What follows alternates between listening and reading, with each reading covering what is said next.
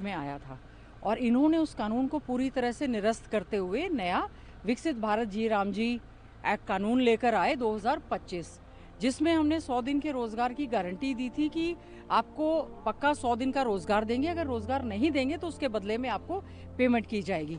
इनका कहना यह है कि हमने उसको बढ़ाकर 125 दिन कर दिया।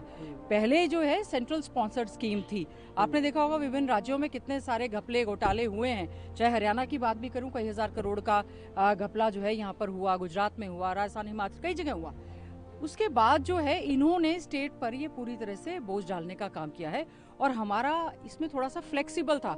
इन केस ऑफ इमरजेंसी या एसटीज एससीज को अगर काम की ज़रूरत है तो हम इसको 125 दिन और 150 दिन भी कर सकते थे, लेकिन इसमें फिक्स्ड है।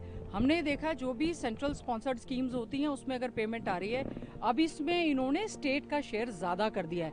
जब भी जो भी स्टेट अपना शेयर नहीं दे पाएगी तो उसको उसका हक नहीं मिलेगा। इसका मतलब आहिस्ता आहिस्ता करके गरीबों के लिए जो बीपीएल की स्कीम चल रही थी उसको साजिश के तहत ख़त्म करने का ये लोग पूरी तरह से प्लान कर रहे हैं। और सबसे बड़ी बात जो उन्होंने की है, महात्मा गांधी जी जो हमारे फादर ऑफ द नेशन हैं, महात्मा गांधी जी का नाम बदलना, हटाना स्कीम से इस बात का सूचक है कि भारतीय जनता पार्टी हमारे देश के राष्ट्रपिता महात्मा गांधी जी का भी साथ साथ में उन्होंने अपमान करने का काम किया है।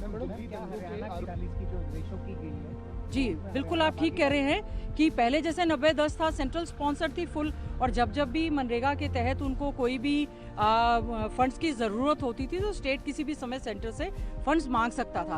अब हालत ये है कि अगर स्टेट जो है एक्स्ट्रा फंड मांगेगा तो सेंट्रल उसमें नहीं देगा। और 60-40 में आप बिल्कुल ठीक कह रहे हैं, हरियाणा की वित्तीय स्थिति ऐसी नहीं है। जितनी भी सेंट्रल स्पॉन्सर्ड 60-40 पे स्कीम्स जो रही हैं, हमने देखा है उनका हाश्र जो है काफ़ी ख़राब हुआ है।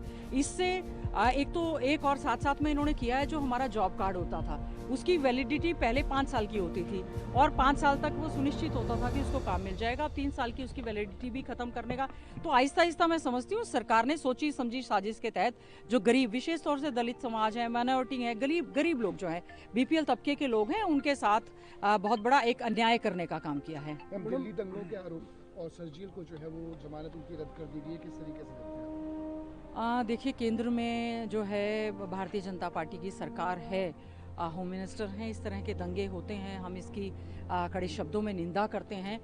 ये दंगे क्यों होते हैं, इस पर कंट्रोल क्यों नहीं होता, इस पर सरकार को पूरी तरह से संज्ञान लेना चाहिए। वो देखिए, जो जुडिशरी का काम है, हम उम्मीद करते हैं, हमारा जो जुडिशरी है हमें उस पर विश्वास है, लेकिन हम लोग ये चाहते हैं कि प्रदेश में, चाहे हमारा देखिए कितने सारे पहलगाम का हमला हुआ, फिर दिल्ली में दंगे हुए, फिर लाल किले पर हुए, इसको रोका जाना चाहिए। ये सरकार की, केंद्रीय सरकार की, होम मिनिस्ट्री डिपार्टमेंट की जिम्मेवारी है। राम रहीम को एक मरतबा फिर से पेरोल जो है देखते हैं, लगातार उनको पेरोल जो है मिलती रहती है। अच्छा होगा ये प्रश्न जो है आप सरकार से पूछें, क्या कारण है। वैसे तो जो लोग पैरोल मांगते हैं कि उनके फादर की डेथ हो गई, जाना है घर पे, शादी है, कुछ और है, उनको नहीं दी जाती। क्या कारण है कि राम रहीम जी जब भी मांगते हैं उनको जितनी शायद मांगते हैं उससे भी ज़्यादा पैरोल दी जाती है।